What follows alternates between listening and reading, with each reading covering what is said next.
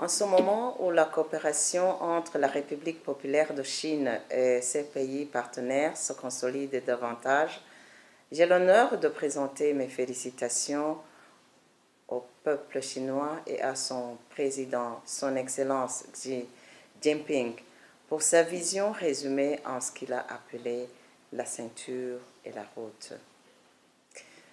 L'avenir des relations de coopération entre la Chine et l'Afrique passe par la coopération entre les médias africains et chinois qui se traduira par des échanges, des programmes et de savoir-faire.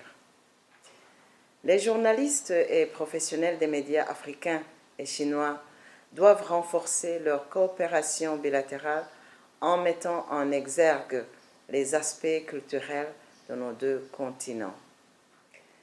La diversité linguistique ne doit plus être une barrière.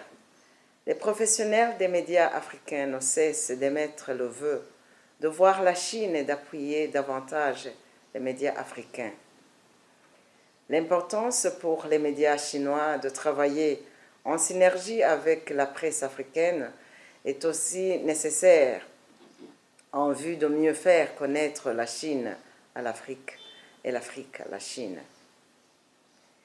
La coopération entre la Chine et les pays africains est prometteuse, si cette coopération et ce partenariat se font en parfaite harmonie. Il y a lieu de noter toutefois que beaucoup de choses restent encore à faire. Le rôle des médias dans la consolidation et la matérialisation de ce partenariat gagnant-gagnant est donc indispensable. Les médias informent la population sur les réalisations chinoises en Afrique et la valeur ajoutée de la coopération sino-africaine. Et en même temps, les médias jouent un rôle primordial dans les orientations politiques de décideurs sur les enjeux de ce partenariat et aussi les retombées positives de la coopération sino-africaine.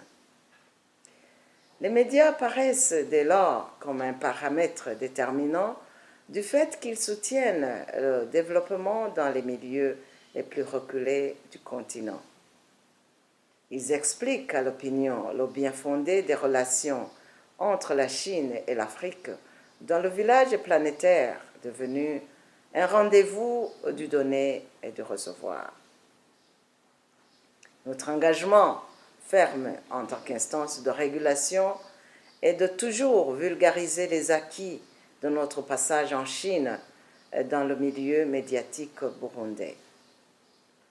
Notre souhait ardent est de voir consolider le partenariat naissant qui existe entre le Conseil national de la communication du Burundi et CIMG. Vive les relations sino-burundaises, longue vie à CIMG et au CNC. Je vous remercie.